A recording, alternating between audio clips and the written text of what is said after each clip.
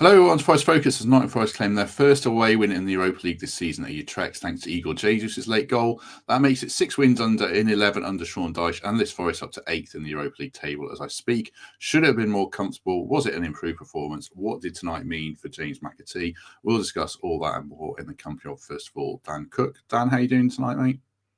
I'm all right. I had my work Christmas do yesterday, so I've been hungover today, planning to have a sleep at some point. I didn't get around to, but that game actually was, exciting enough to keep me awake. So I quite enjoyed it. Even though it was a bit sort of mixed for us, it was still an enjoyable game overall. Good man. If you'd have said that you're fine, I'd have just outed you for being hungover anyway. So I respect your honesty. So well done. Also great to have former Reds midfielder Sam Collins with us. Sam, you're not hungover, I assume. How are you? No, I'm not hungover. I'm a bit ill, like I just said. I'll try my best not to cough my way through the show. But yeah, other than that, I'm all good. Thanks, Matt. Good to be on again. Yeah, good to have you with us. Good to have you with us, mate. Sam, actually, just kick us off. What did you make of it in general? People in the chat, people online seem quite split over the quality of the performance. What did you make of us tonight? I'd say it's somewhere in the middle. I don't think it was quite as bad as some fans maybe are making out. I don't think we saw vintage Forest at our best, but I don't think you're going to see that when the team's getting rotated quite a lot and maybe there's some tired legs out there in general. But yeah, I thought on the whole, Forest played pretty well tonight, and I think they deserved the win for sure. I think it would have been pretty disastrous if Forest didn't win tonight, regarding I thought how dominant they were. So yeah, I think it was a decent performance from Forest. Nothing less, nothing more, really. Yeah, I mean, I thought, to be fair, Dan, I thought Utrecht were a level above Graz and Malmo. Certainly, they gave us a good game. We had some rough spells in the game, which we might get onto. But I thought we should have won probably more comfortably. What did you make of it? Yeah, that first half, we probably should have gone in at least 2-0 up, I think, with the Zinchenko chance, and then Hudson-Odoi had a good chance, and there was a couple of other sort of half chances or where people should have shot and maybe took an extra touch, and I think we could have easily gone in 2 or 3-0 up at half time. They did come back into it the back end of the first half, and they were really good on the kind of transition when they did get a chance. I suppose the only bit overall that worried me is just we still looked a bit vulnerable in those moments. Like we sort of created a few of our own problems at times, and obviously like the set pieces. But I think a lot of that's probably down to the like you say, the rotation in the squad and players playing together that aren't used to playing alongside each other and all that. So I think you've got to bear that in mind. It's more a case of job done and players rested and kind of move on as well to some extent. Do you think we need to be a little better in both boxes, Sam? Certainly in attack. Do we need to be more ruthless in some of these games? Yeah, I think so. Still a slight issue, isn't it? I think, as I said to you before we went on here, I think Forest could have had 4 or 5 tonight, to be fair. There's some good chances. Zinchenko, as Dan said, it was a big one. Hudson-Odoi had a couple when he was cutting in on his right foot that maybe you'd like him to do a bit better with. But yeah, I think we've said it quite a long time now under Davies. I think between both boxes is quite good. It's mainly dominant in games. It's physical, it's aggressive. You just want the small things, the small details in either box to be a bit better, but I'm sure that will come with time. Let's go all the way back to team selection, Dan. I can't remember who was on the preview. It wasn't you, was it? It was Dan Story and Steve. Nothing like the teams we picked. It was very, very different. Good to see some players back. At the time, I thought it felt a bit risky, but it's worked out well, hasn't it, I think? Yeah, it did. It felt a bit of experiment, a bit of like a pre-season lineup when it came out, and it could have gone either way.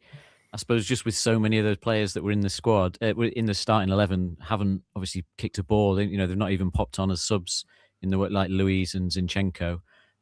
So I suppose there's a bit of concern, but they've got the quality. It's just whether they could be sharp enough, I suppose, when the game kicked off. And we looked sharp. Like I say, that first 20 minutes, we really dominated them. So no concerns once it started the game. But yeah, a few surprises. Obviously, you get onto the subs at half time as well. There's a bit of a surprise there insofar as McAtee not being given longer, considering he hasn't had the minutes, and kind of bringing Sangare on then as he went into the game. So there's a couple of players that I'm sure we'll get onto that probably didn't step up. But I suppose overall we weren't tested too much defensively. So the likes of Zinchenko and Luiz didn't have too much sort of, miles to cover. I think it was more a game where they could control things. So it worked out all right, yeah. Let's talk then a bit more about, who had good nights, who had not so good nights. There's probably a few distinct camps there. I mean, I felt to me like Douglas Luiz and Murillo just make us so much better, Sam. That first 20 minutes, the difference between, well, you can talk about this, difference between a midfielder coming to get the ball off a centre-half toes and someone playing it into a midfielder, or a midfielder playing it into a number 10 in space, feels absolutely essential. Did you see that from Murillo and Luiz? Yeah, it felt really smooth, didn't it, the first 20, 25 minutes? It felt really fluid with what Forest were doing. I love how Douglas Luiz is always showing for the ball, always dropping in to try and get it off the goalkeeper or the defenders. And what he does really well as well is, if there's a lot of pressure on him and you think, what's he going to do now? He's got nowhere to go. He buys fouls really well as well, gets his body in the way, and kind of the opposition could only really foul him in that position. So, yeah, you're right. It's obviously maybe the plan obviously was to play 45 minutes today for him. I thought he had a really good first half. I was impressed. He played forwards. He broke the lines. He got it off the defenders. As I said, he won tackles. Yeah, I like Douglas Luiz a lot. I think Murillo as well adds a lot. I think them two just in general give Forest another dimension and up Forest level in possession when we're trying to build out from the back. We look like a really good team, I think, when them two are in the team. So hopefully they can stay fit and that can continue. Yeah, I definitely think they take us to another level. So, Dan, none of us are medical experts, but based on what we can bit of educated guess around Luiz's fitness, would you be starting him against Spurs, or would you be conservative with Sangare disappearing off to AFCON soon? I think I'd stick with the previous lineup pretty much. I think Luiz, like I say, I think this type of game, he didn't have to do that work off the ball as much. So he was very much like he was doing what he wanted to do. He wasn't have to chase around and chase back. I think when I looked at the stats on one of the apps, he only had one like defensive action to make. And I know there's a few battles around the pitch and things, but it wasn't like he was being overrun. So I suppose it's just that different intensity when Spurs come to us, I think, where I would stick with Sangare, and then I'd keep Luiz, because we've got a decent break after Spurs, I think, haven't we? In terms of we've got another period, so I'd probably say he's more of a sub to come on if we need him, and then you've got another period of time for him to hopefully get up to speed and contribute into that next phase of games where it gets busier again. So I'd probably take that approach rather than rushing back and risking being out for another couple of weeks, I think, on that one. Yeah, the game after Spurs is a Monday night game, so it's our one break over Christmas before we go to Fulham. So Dan's certainly right about that. What do you think about that, Sam? When it's kind of he's going to be the deepest line midfielder, having to pick up Xavi Simons and Kalimuendo, he's probably going to drop deeper and things like that because it's a different level of opponent. Would you have him on the bench or would you start him? I think I would do what Sean Dyche will do and probably put him on the bench for the time being. I think Sangare did relatively well again when he came on. I think for now that's Sean Dyche's main guy in midfield. He definitely has improved, hasn't he? I think since Sean Dyche walked through the door, he looks a bit more aggressive and like the Sangare we were hoping that we'd get from PSV a couple of years ago. So I think for now it'll be Sangare against Spurs. But I'd like to think at some point, especially obviously during the AFCON stages and stuff like that, Douglas Luiz might kind of get his way into the first team, and then I can't really see him coming out of it. I still think when they're all fully fit and firing, Douglas Luiz, Gibbs White and Anderson's a really good midfield. That's the top midfield, that, if you ask me. So that's what I'd like to see in the kind of in the longer term, really. Yeah, I agree. As soon as Sangare goes to AFCON, I'm sure if he's fit, it'll be, and if they were all fit, Luiz and Anderson's a really strong pair. When you go to Fulham and you've had that extra break, as Dan referenced, I think we agreed those two had good games and good nights. Kalimuendo, Dan, got his goal, which we'll talk about specifically. Did he do enough overall to convince Dyche or not? Probably not. I think up until his goal, well, at the end of the first half, the commentators were making a fair point about the fact that he hadn't got involved and hadn't got enough touches on the ball, and that's partly down to him, partly down to obviously the rest of the team finding him with the ball. So I suppose he didn't have a chance to show enough to. Obviously, Jesus comes on and scores a goal as well, doesn't he? So that's just going to cement his place even further. But I think it's another one of those games where at times we were not playing to his strengths, because they had a couple of pretty championship style defenders, didn't they, that were capable of getting the ball off him when it was loose balls and things like that. So I don't think it necessarily plays to his strengths, but obviously his goal was a great finish, and that's what we saw in the highlights when we signed him, that kind of play around the box where if he can get that yard in the box, he's pretty lethal. It's just finding ways to get that in tight games. And today he didn't have a lot, but it was the fact he kept going forward in that moment. Like he didn't take the sideways touch, or he just kept battering his way through, and to take the shot was good to see. So no, overall, I mean, I think he's still in the same place, isn't it? It's finding games or finding a role in the team that actually suits him when against, say, Spurs, we're not going to have as much of the ball, so it's going to be even harder for him to get on it, I think. Appreciate the comment about Sam there, Kevin. I'm not going to blow too much smoke up his arse, but he's doing a good job. He's doing a good job. I'll put this comment up from Jason, Sam, about Kalimuendo getting zero help. It sort of references what Dan was saying about utilising him best. He didn't come on at Everton, which we've discussed a bit, even in a game we were chasing. What did you make of him tonight, and did he help his cause with Davies, which I think he's got work to do on still? I think he was an okay night for him. I still just see him as a good squad player. That's what I've always seen him as. I just think Igor Jesus has got a bit more to his game overall. That's not saying that Kalimuendo can't start games and can't influence games, but I just feel that he's more of a kind of a bit part player, and you'll see him come into these games and off the bench here and there. It's a really well taken goal. He worked hard to get it and finished fantastically well. I just think when Chris Wood's back and Igor Jesus for now, I think they've got a bit more to their game and they'll be preferred. I thought it was an okay night for him, but I still think you want to see a bit more from him. I agree with what Dan said. I think there was a few loose touches, especially in the first half, where he was a bit too easily dispossessed. I think overall he'll be happy. He scored a goal and he's not done anything wrong necessarily tonight, so I think he'll be pleased with his performance. As Peter says, do us a favour, 490 people with us. Do hit like, do hit subscribe. Would really appreciate that. Just one more on Kalimuendo, Dan, before we take a word from Trent Navigation. He looks like a more natural goal scorer. I know Igor Jesus scored tonight, but his finishing looks perhaps a bit more rounded than Taiwo and Igor Jesus. I mean, maybe this is why I didn't come on against Everton. Like, with 15 minutes to go, it feels like a player you throw on who could nick you a goal, at least in Kalimuendo's case, can't he? Yeah, I think I've always viewed him as, if we went back 10 years and you're playing like 4-4-2, you'd play him alongside another striker, and I think he'd do really well. That's why I see him as a Robbie Earnshaw, basically type striker, or Jermaine Defoe is probably one of the pinnacle of those players. Like, in the way a lot of teams play now, they just wouldn't suit it because they have to be a bit stronger and fight for the ball so much more. But if there's games where he can play alongside somebody else, I think you'll see his finishing, because you got the goals in France. And he used to play on the right a bit as well, not necessarily as the main striker. So he can do a bit of other roles, but I think in a Dyche team, he's going to struggle to be the focal point that we need, as we said. But in games like this, it suits because we'll have more of the ball and we can potentially play more into his feet. And obviously, he's got a couple of goals, so it's steady progress. Whether he gets the long-term time at the club, whether he stays here next season or not, I guess depends who the manager is and what else we look to do with the squad, I suppose. We shall talk about James McAtee in 26 seconds after this reminder of Rick Parfitt Jr.'s gig that is coming up at the Trent Navigation.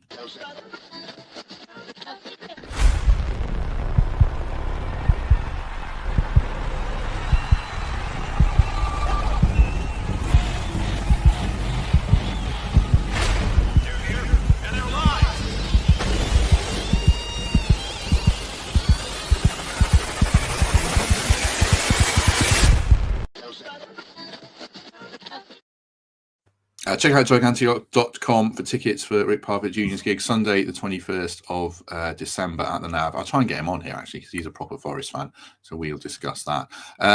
McAtee feels like a really bad night for him, Sam. Hooked at half-time. Assuming it's not injury, we'll assume it's tactical.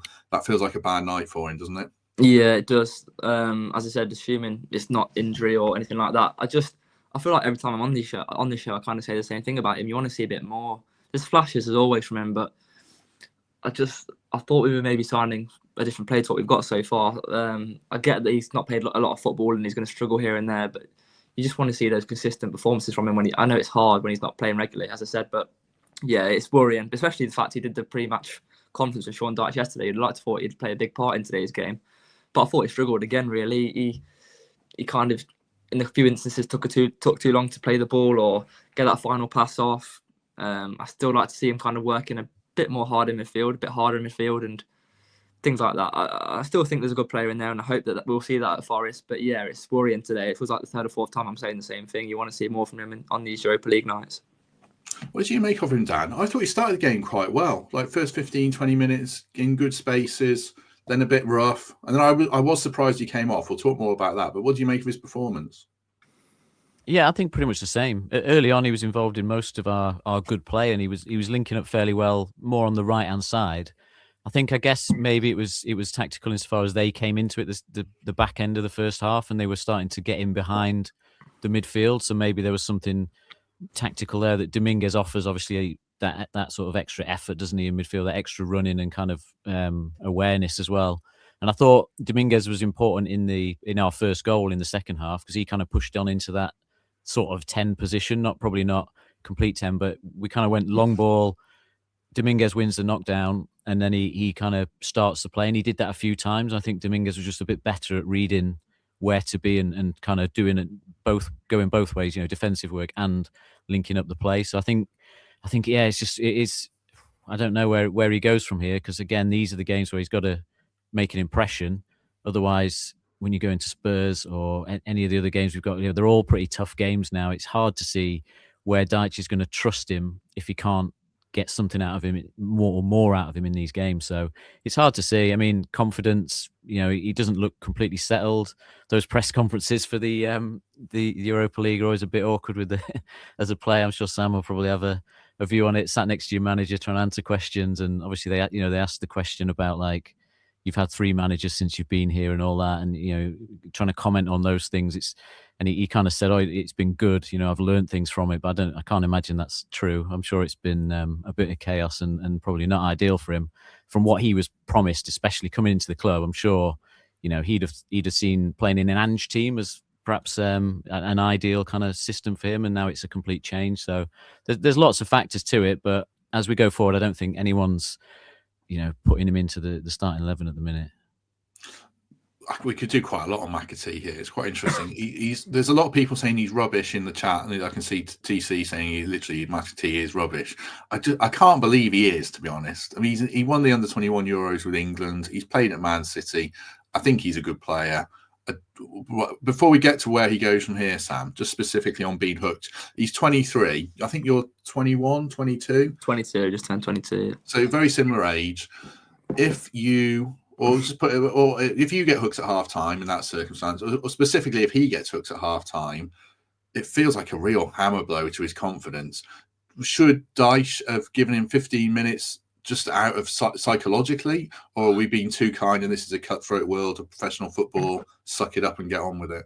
Potentially. I just think Dyche isn't that kind of manager, really. I don't think he's going to want to wait around for anybody, and if he feels like there's a change that needs to happen, maybe in possession wise or out of possession for that reason, then he's going to do it there and then, I think. So I don't think he'll regret doing that. Maybe it's not good for McAtee's confidence, but I can't see Sean Dyche regretting that and thinking, oh, maybe I should have given him 10 more minutes to, make sure he's not down in there. I don't know. But I just think, no, I don't think Sean Dyche will want to wait around for players that he doesn't think are pulling their weight. So I think it's quite a normal thing for someone like him to do. So if he's not pulling his weight, but obviously not playing to the level that is expected of him, where does he go from here, Sam? Do you loan him out in January? Bundesliga clubs will take him, I'm sure. I personally, I'm not sure what would happen. It wouldn't surprise me if Forest tried to get him a loan to play regular football, but I'd personally try and stick with him. I get what Dan's saying, and I agree. It's going to be hard to see where he fits in, really. And even the likes of Hutchinson, Dominguez, they're preferred in the number 10 or wide roles. I'd stick with him. It will come. I think it will come at some point. I do believe that, and I get why the fans are frustrated, but I think it will come. There's no denying he's a top player. There's a reason he was at Man City for so long and went all the way through up their ranks. There's a reason he had so much interest in the summer. So there's a player in there, and I think Forest should stick with it. He'll have to try his very best at some point to get into that team. However it might come. It might be a bit of luck. It might be injuries, but he's got to force himself in there and stay in there. And I can see it happening personally. I think he's a good player, so I'd stick with him. This is that's a pretty unfair interpretation of what I said. I think he's a good footballer. Good players can get subbed in games and have bad games. We'll do a bit on Dan and Ndoye in a bit. I mean, McAtee's in a really bad trot and a really bad place at Forest, but it doesn't mean the player's terrible. It means we've potentially signed a player that's really not going to work out for us. I really worry for him, and it feels like he's not going to make it at Forest right now, because he's getting hooked at half-time in the Europa League game when these are his opportunities. And he's not taking it. I fully agree with that. But it doesn't mean a player's a bad footballer. I just think, I think he's going to struggle to make it here. But I don't think we should just bury a player, personally. I do think there's a good player in there still, but it's just not coming out at the moment. Go on, Dan. I also think at half-time, I think it just showed that the result was important. I think we really wanted to win that game. And yes, the initial lineup was kind of a mix and a bit of experiment, but we could see that we could win that game. I don't think Dyche wanted to take the risk that we didn't get 3 points from that, because it piles so much pressure on later on. I think he just wanted to change it. Yeah. Because if we'd lost tonight, we'd been on 8 points. We'd be under pressure to actually make the top 24 with Braga away, which is a tough game, and Ferencváros at home, I think they beat Rangers tonight, and they're going well. So it was a really important game to win. So yeah, I can see why Dyche did it for sure. Looking at their goal, Sam, who are you looking at there? I mean, it seems to go beyond Ndoye, and we'll come on to him. Zach Abbott, should John Victor be doing better? What was your read on their goal? I'm not sure John Victor maybe can do better. I think it might have just been a lack of communication from Zach and from Dan Ndoye. I think Zach, if it is his man, he'll learn from it. I'm sure he'll learn from it. But what I would say as well is, when you watch it back, Zach's got 3 men on him. That can't be right, I don't think. Surely, the ball that went in for the goal, that was them loading up the back post. So surely that might have been a game plan from them. So it can't have been right, in my opinion, that Zach, the youngest player out there, is left with 3 men on his own at the back post. So maybe all the players should have shuffled along a bit further across. That's my interpretation of it. You can point your finger at Zach or Dan Ndoye and say they could have been tighter to the man and not let him go, which is probably fair. But I would also argue that there should have been more Forest players over, because at the back post we were very isolated. That's an interesting observation. I feel like that's happened quite a lot down this season, hasn't it? Us getting completely outnumbered at the back post. Reminds me of the Sunderland one, isn't it? That was the prime one. I think if we conceded that goal under Ange, we'd be flagging it up even more, I guess, than perhaps we are tonight, because we've won the game as well. But yeah, the Sunderland one rings true. Very similar. You could almost see, like, as soon as you see the replay, you can see that there's 2 or 3 players all on one. It was Chris Wood then, wasn't it, who couldn't kind of do enough. And then same thing with the keeper, who doesn't really come and commit, but also is a bit sort of out of position, almost a bit too near the post or something maybe. So yeah, very similar to that. A bit of a worry because there was other set pieces as well tonight. Like, for both teams, it seemed set pieces were big chances. Second balls, their right back, wasn't it, I think kept getting shots and kind of free shots at the edge of the area on the second balls in the first half, and they had a few other moments from corners and set plays. But again, I think there's a lot of that down to the change in lineup and the change of players and subs. And subs come on, they don't quite know who they're supposed to be picking up, and opposition have brought new players on that maybe they're not clear who should be picking who up and stuff. So I think that plays a part when you've got such a new sort of lineup as well, I think. You're on mute. I know, I muted myself before. It was a cough, sorry. I realised I put a comment out from TC before I disagreed and didn't say what it was. So if you're listening on audio, it probably sounded like I was just arguing with one of those guys. But I wasn't. just to clarify. And I respect TC's review, obviously. Sometimes I put comments up that I disagree with, obviously, but it's good to get people interacting with us. So yeah, no problem there on that front at all. Just on set pieces, is it a bit of a concern? A couple of things there that we've discussed, Sam. Men on the back post, shots on the edge of the box. Have we still got work to do there, or is this just football and it can happen in any game? I think so, because I think it will be a massive thing for Sean Dyche. I think he prides himself on those small details. Well, it's a big detail now. Footballers we're seeing every week with long throws and corners and things like that. And yeah, I think Forest can still improve. You do see the odd thing, don't you, with Forest about shipping goals like that. So yeah, I think it won't be hugely concerned, because it's not a massive area that Forest are lacking in, but I think he'll want to work on it a bit more in training with the lads and stuff, because we are conceding a couple of goals recently from set pieces. There's no denying that.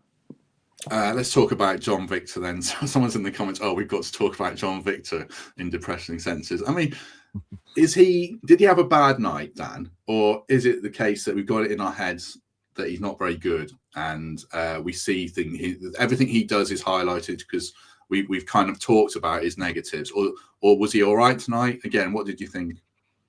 I think goalkeeper's so hard, isn't it? 'Cause it's all about perception and like all about this idea of confidence in them, and it's just one position on the pitch, and they might only have 5 or 6 things to do all game, but if they do 2 or 3 of those things a little bit shakily, then it kind of like it dominates your thoughts on them until they can have a game where they do pretty much everything solidly, or they don't have too much to do. But tonight, he didn't have loads to do. He had a couple of saves, didn't he, from those long range shots where he was kind of in the right position, but they weren't kind of stretching saves or anything. Obviously, the one where he came out kind of flapping with arms in the air was not ideal. I suppose that's the kind of moment, isn't it? You don't want to see that when people have got doubts about a keeper, and then you see that in the first half. It just kind of adds to that feeling that he's got a bad decision in him. And I think that's probably where I'm at. Is just, I think if you're really under pressure and you're in a tight game, 1-0 up or something, you just feel like there might just be a bad decision in him that kind of costs you points out of nowhere. And the only way to get past that is to see him in that situation and kind of see him actually do it 2 or 3 times and put those performances in where he's tested and he's able to show it consistently, I think.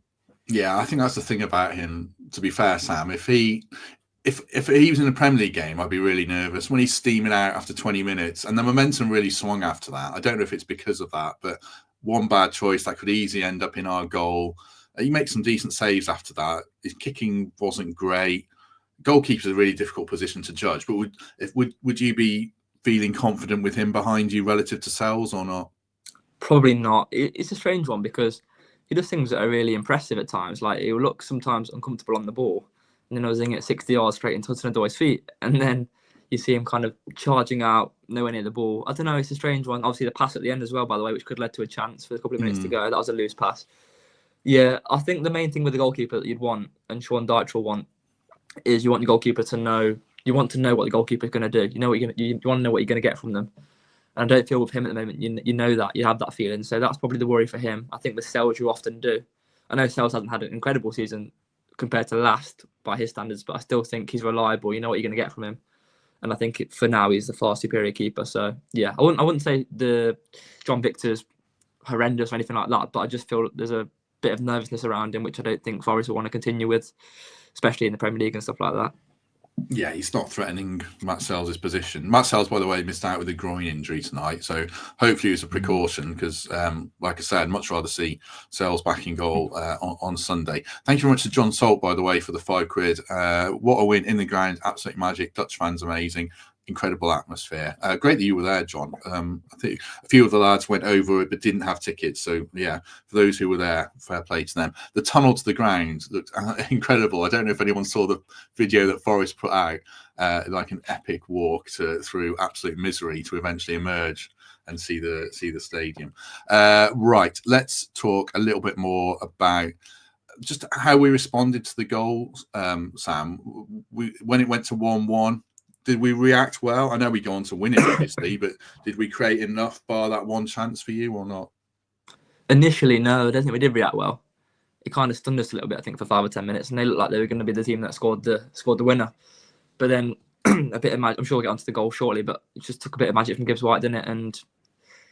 And that's it. And Forest win the game. But yeah, I thought that was a little bit worrying. Not a huge concern, but I thought we let the goal rock us a little bit. That fight, and you're going to get that with the atmosphere that they created from that goal.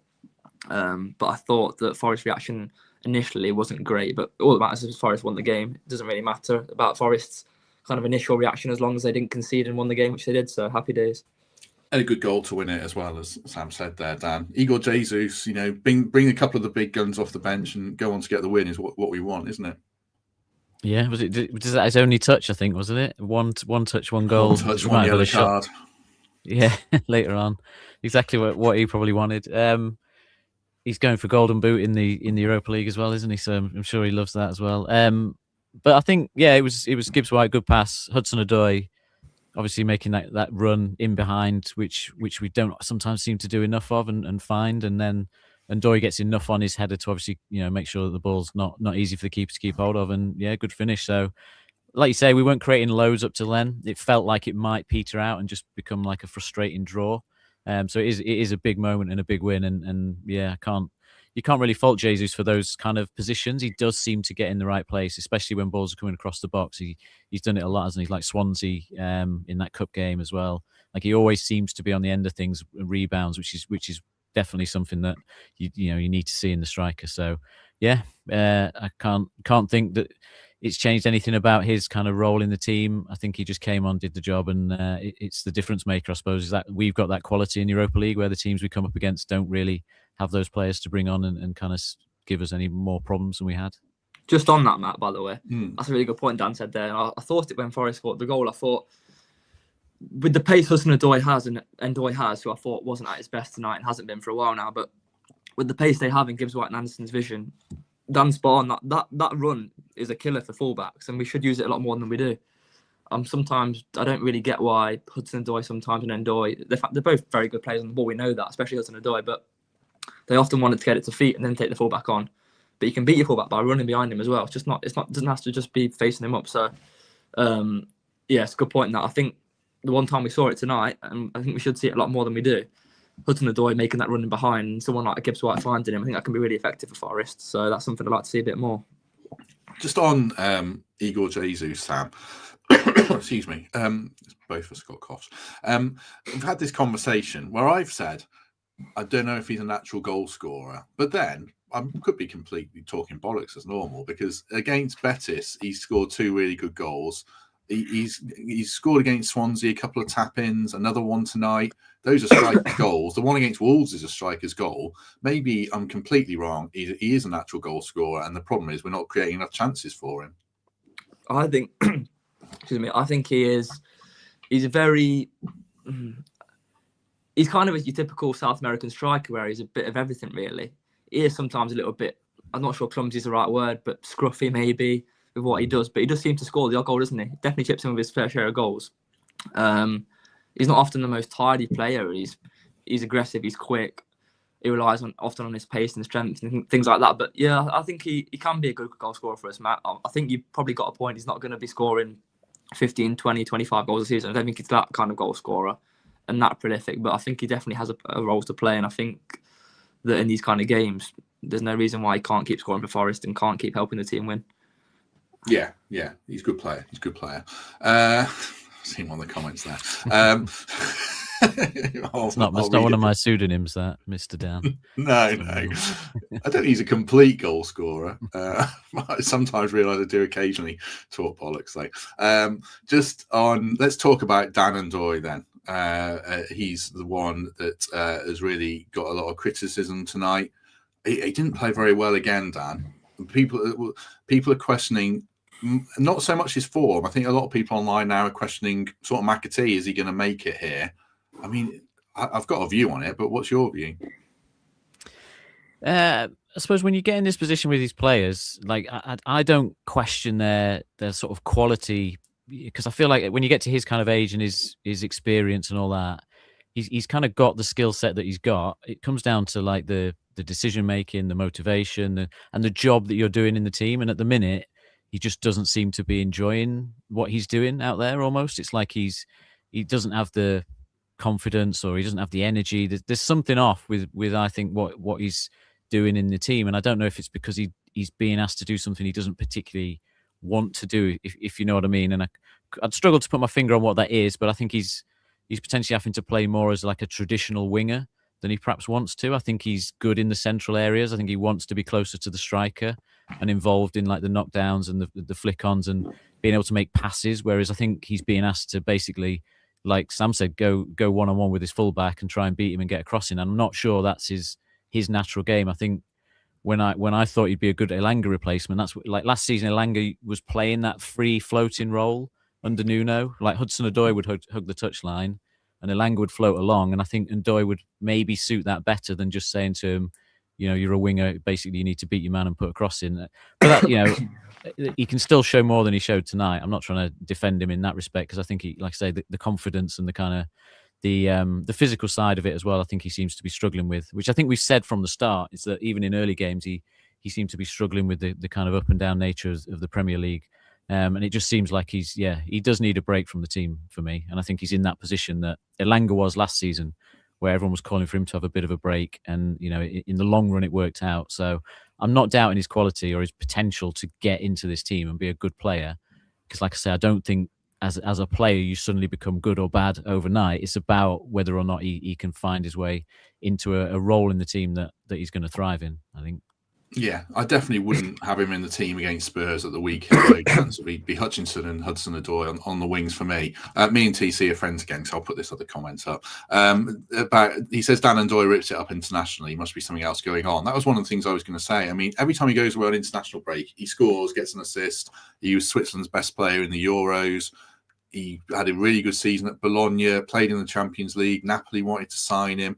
So he's arrived here with pedigree. he's only played 20 games for us. I mean, players who played 200 games for us will have had 20 bad games. Sam, in his first season at a new club, he might have played 20 games. If people are saying Sam's not up to the level after that little amount of matches, then that feels pretty crazy to me. So I'd be very much of that opinion of Ndoye. I think we can't say Dan Ndoye is rubbish. I think anyone who you sign for that much money with that pedigree isn't rubbish, but he's really not playing very well. Certainly not well enough for what we need right now. What do you think about him, Sam? Completely agree with what you both have said. I'd take him out of the team against Tottenham. I think it has been a bit of an issue for a while now with his performances, if I'm honest. Similar to McAtee, I believe there's a player in there. He was fantastic last season, albeit in the Serie A, I get that. But people seem to forget as well that he played left wing all last season for Bologna, and he plays left wing for Switzerland, so left wing is his natural position. And because Hudson-Odoi is kind of a main player in this team, and rightly so, he plays on the right for Forest. Now, that's not really an excuse. He still has to perform better than he's performing. And I agree with what Dan said. I think he prefers being a bit closer to the striker and combining with passes and one-touch, two-touch things rather than dribbling and taking his man on down the line. I think he'd rather be in and around the box more centrally. But yeah, he's got to do more. I've just been having a look now. And he's not actually got a goal contribution in the Premier League since the Crystal Palace game. So he hasn't last scored since the Brentford game, the first game of the season, and he hasn't got a goal or assist since Palace, which, let's be honest, isn't good enough, is it? Let's be honest, for a winger that we're trying to claim. Well, he's trying to claim a starting spot week in, week out. So for me, I agree. I think he needs a bit of time out of the team. Hutchinson's doing well at the moment, and he's not. But let's hope it's just a case of him needing a bit more time. I don't think we should write him off yet. There's clearly a good player in there for me. Yeah, Ollie references in the chat as well. Against, he plays on the left for Switzerland, doing good defensive work, just not doing the business. I think that's a fair comment. One last player. Go on, Dan. Sorry. I was just going to say his first season at Bologna as well. He was, his second season was much better than his first season. So he's also might be a player that needs a bit of time to adapt and settle in as well. He's not like he's got any kind of Premier League experience. So it might be again that you see more from him next season. Hopefully. Yeah, I think so. Yeah, I think so. I mean, maybe he has a really stinking season. He goes back and you just chalk it up as a signing gone wrong. But I really maintain he's not a terrible footballer. And I think the other player who came back into the team tonight, who we haven't really discussed, who got some more mixed reviews, but a few people quite down on him as well, was Zinchenko. Was he bad, Sam, or does that chance reflect poorly on him? I mean, I thought he did all right, to be honest, apart from the chance. Yeah, I thought he did fine overall. I thought he grew into the game the more he played. I thought he started a little bit rusty, but similar with Luiz and Murillo, like we touched on earlier, Matt. I think he adds a lot to Forest. There's no denying he's really good in possession, and it helps the team build up. He can drift inside. I don't think Sean Dyche is kind of that kind of manager though, like Ange was. I think I'd rather have him as like a stay-at-home left back or a bombing on left back, one of the two. Which Zinchenko doesn't really fit into either of those. I still think in the long term we won't see him sign permanently, and I think Williams and Aina will be the two starting fullbacks, if you ask me. But yeah, I thought he did fine tonight. He grew into the game. The chance he probably got to score, I think he's probably had too long to think about it, too long to think where he's going to place it, and ended up putting it way wide, hasn't he? But yeah, I thought he was fine tonight. I don't think he was poor by any means personally. I thought he had a decent game for his first game back. I mean, I'm saying he did fine, and Samson's right. It's not like a ringing endorsement to me. I mean, he didn't have a lot of defending to do, Dan, particularly. That's more where I would judge him, I guess. I think that's the problem. Yeah, it's not easy to judge some of the players on these games where we really dominate. Same with sort of Malmo. It's like it's a situation we won't find ourselves in that often in the Premier League. Certainly not this season where we're struggling a bit. So yeah, I think when I looked at it, he made like one tackle. He had like 3 duels and 1-1. So he's just not the same as what he'd have to do at the weekend against Spurs to be able to judge it, really. So I think the question marks everyone will have stay the same. It's just that defensive mistake. Think back to some of the ones he made when he was in the team. And it's kind of like that's what will worry people. A bit like Victor, really. You just feel like that side of the game is not convinced anyone. And these games don't really help you do it because you don't actually have to do a lot of defending by comparison, I think. I'll put this comment up from Danny. I think it's really tough to judge a goalkeeper who's playing 3 games versus a winger. It's such a specific role, and his job is to keep the ball out the net and inspire confidence. Feels like it's such a big thing. And judging John Victor from what we've seen, he hasn't really done it. So Sells would definitely be in goal. I mean, he was up for FIFA best goalkeeper. He was good for Botafogo, but in terms of who should be our goalkeeper, feels like Matt Sells is light years ahead, and it's so tough for goalkeepers to get. You're never going to get a run in the team, so that's why I'm more down on him ever making it at Forest, because Matt Sells just feels so nailed in the team. Wingers you can rotate, and we have done a lot. I mean, we haven't mentioned Bakwa, who was on the bench, which is good to see, certainly. Right, have a quick think about man of the match, gents, while I just give a quick word of thanks for Vesta Blinds. Thank you very much to those guys for renewing their sponsorship. Really appreciate it. Thanks to James and the guys there for their support. If you're looking for a new made-to-measure blinds or shutters across the East Midlands, check out vestablinds.com. You can see the number on screen, or email info@vestablinds to learn more about what they can do for you. Man of the match, Sam, who would it be for you? I don't think anyone particularly stood out.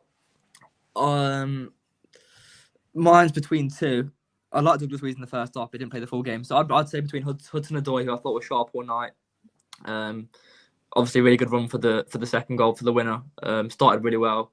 Or again, I was impressed with Morato. I said that last Europa League game. I know he's had a poor time recently in the Premier League with a couple of mistakes and stuff, and a couple of poor performances, but I thought he stood up well tonight.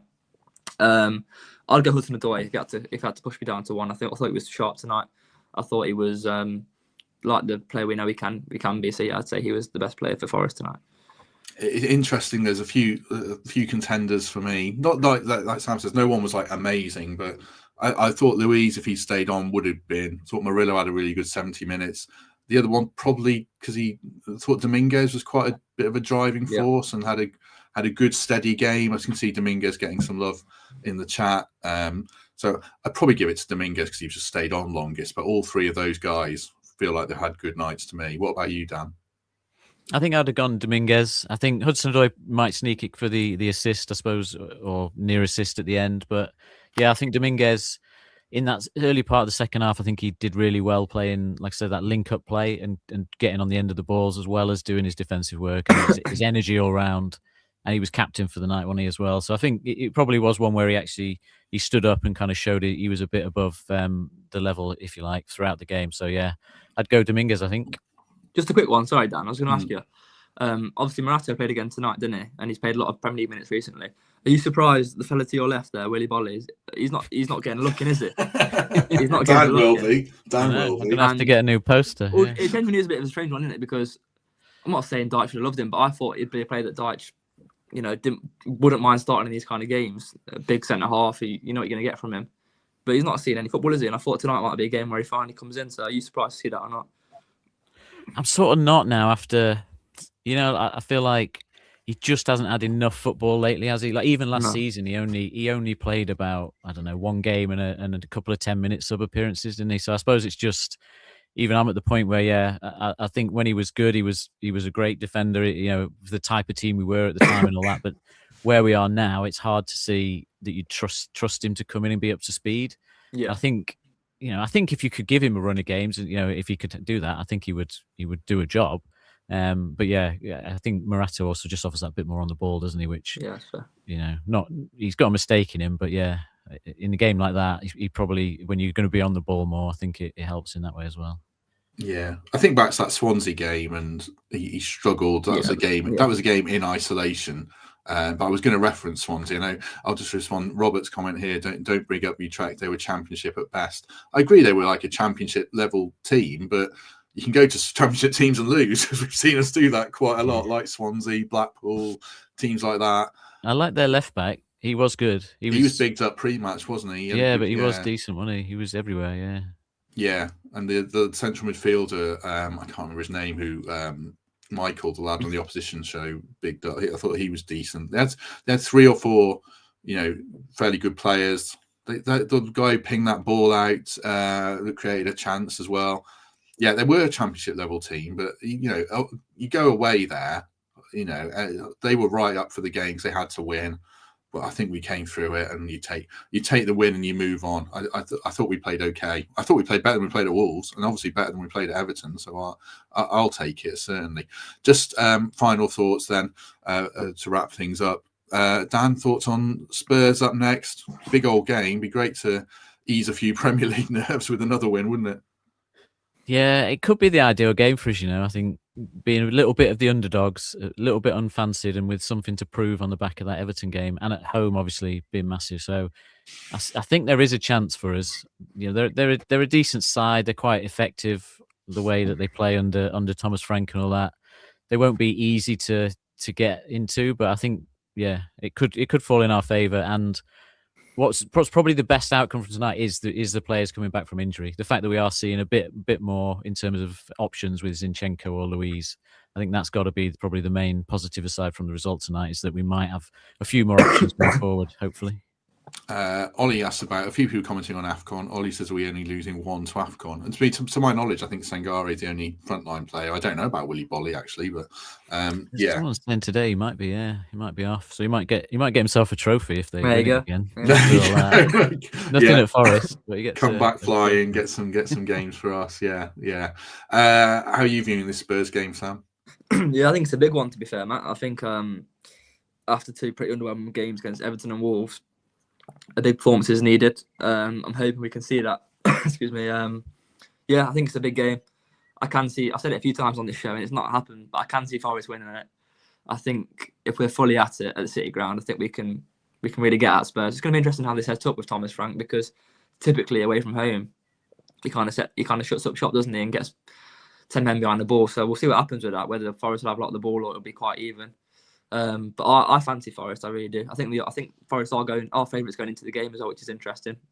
But yeah, I hope Forest can get a big 3 points and kick on, because after what had been a couple of good results in the league, you start to get dragged back down, don't you, after 2 or 3 losses, and suddenly Forest kind of do need a win. So I'm hoping this can be the time where we can do that. I see the spread betting markets, which I look at for FPL because I'm an absolute loser. They have Forest as slight favourites, which I was a little bit surprised at. So I think they have us down for 1.2 goals and Spurs for 1.8 or 1.08 or something like that. So that was interesting. I've done the opposition preview with Baker already, our regular Spurs fan. He was talking about what Sam says about shutting up shop. Spurs fans absolutely hate that. They wanted Archie Gray in to be a bit more progressive on the ball and play the sort of Anderson role, and he's come into the team and done quite well. So it'd be interesting team selection, whether he goes to Polinia and Benson Kerr or one of them and Archie Gray, and Bergval's in the mix as well. So I think it's a really tough game. If we draw it, I still think it's a good result. It's interesting. Just before we wrap things up, Dan, it's interesting. We did this bracket of 6 games, and I had us down. If we got 8 points, it felt like a good achievement. We've got 6 from 4. If we can get another couple of draws or 1 win, then it'd be a really good return. But if we lose one of them, but judging by how we judge the Everton result, people will be down in the dumps. Is that as much to do with us as Leeds and West Ham picking up, or not, do you think? Or is that based on performance in some games as well? It might be a bit. I think one win out of those games will be a big step, because we sort of, I suppose, if we're just aiming to get comfortable in terms of safety, then 1 win from those games helps massively. If obviously you go into the games against the teams down the bottom and get results in the second half of the season when we face all them again, then it's those games against like a Fulham or I suppose Man City's out of the question, but the likes of Fulham and Everton again, when we play them, just one of those results could be huge come the end of the season. So I'm not, like I think I said before, I'm not thinking that we suddenly go and get like 9 points out of 9 or 9 out of 12 or anything like that. Just 1 win would be huge, and then obviously some solid looking defending to get some draws would be nice as well. Like no mistakes, no daft sort of moments that we've seen over the last couple of games. I think that'd help as well. Thank you very much. I'll just check this officially. Field Marshal Hackers, Bolly in the AFCON squad. He is in the Ivory Coast AFCON squad with Ibrahim Sangare. So he is going. He is going to win AFCON with Ibrahim Sangare. There you go. Sam, this, it's got. There you go. In the notes, so I'll have to get it updated if he does. Exactly. Sam, any final thoughts before we go? Good win for Forest. Another good win in Europa League. Hopefully that's enough now, I would say. 11 points is it now? So I think last year it was 10 to make the cut. So yeah, big important win. Got the job done in the end. First half was very good. Second half was more professional and seeing the job through, which we did. So yeah, happy. On to a big game against Spurs on Sunday. And yeah, positive for Forest, I think, tonight. We shall be back tomorrow with Temps, Pete and Mikey for previewing that Spurs game, a little bit reflecting on tonight around a few of the key names. It'll all time the Spurs preview anyway. Opposition preview with Baker on Saturday, and then post-match show. Excuse me. Me and Sam are going to be caning Lemsip after this. We'll be about 5:30 because I'm going to the game, so it'll be a bit later. But do join us for all that. If you've enjoyed this, and I have, by the way, it's been a good show, do hit like, do hit subscribe, do consider membership or Patreon or a 5-star review on Apple or Spotify. Sam, thank you very much. Cheers, mate, thank you. Thanks for having me on again. Another win, so let's hope the next one's a win and get away at Braga, is it? That was a tough game, but yeah, cheers for having me on again. Oh, yeah. I mean, if you just do Europa games, then you're off till Christmas now. Yeah. But we'll try and shoehorn you in somewhere else, hopefully, because, you fantastic signing. There you go. Thank Blow you. some smoke up your ass. Dan, thank you very much. Thank you. I'm going straight to bed. I need to recover. Yeah. And recover for the weekend. And then I'm at the game on Sunday. And I know the likes of Chris is there. So last time I ended up out again. So it'll be another hangover. So I need to get recovered before that. Before the game. Speedy recovery, Dan.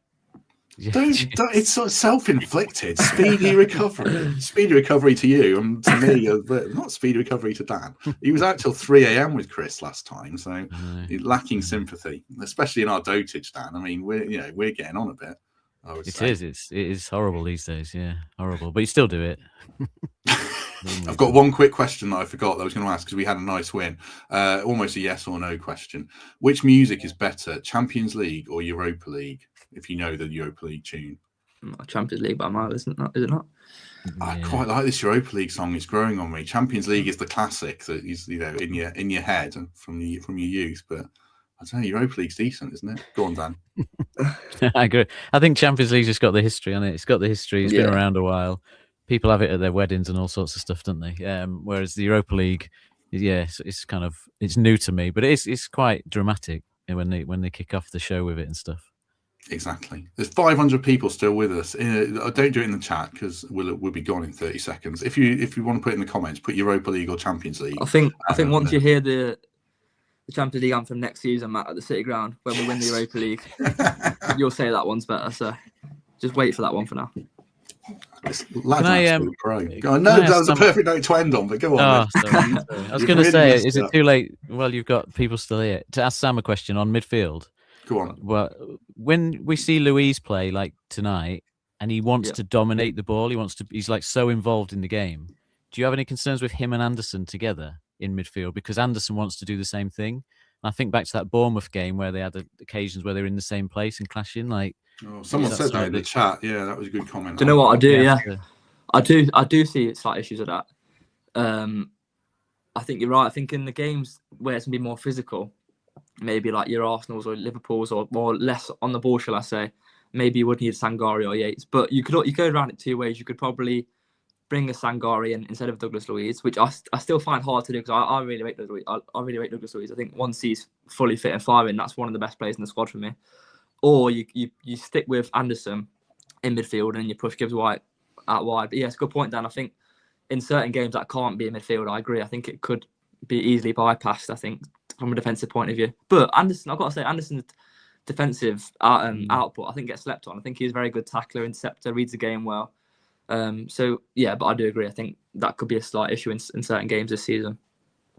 Well, you've redeemed yourself, Dan. That was a really good question. We could have done a lot more. Anderson's ball-winning figures at Everton were great. Defensive contributions. I know he didn't have a very good game, but we'd have lost that game a lot more the way he swept things up. So, yeah. And you can't. It's so hard to leave Douglas Luiz out unless you Nuno. It's really tough to leave him on the bench. So yeah, because I think sometimes when you see Anderson and Yates playing, like it almost looks like what Yates is doing is constantly just creating space for Anderson to get on the ball, whereas I think Luiz will want to get on the ball himself, and it's like, I think there's a bit of developing to do in that partnership because they are both great, but it's I agree.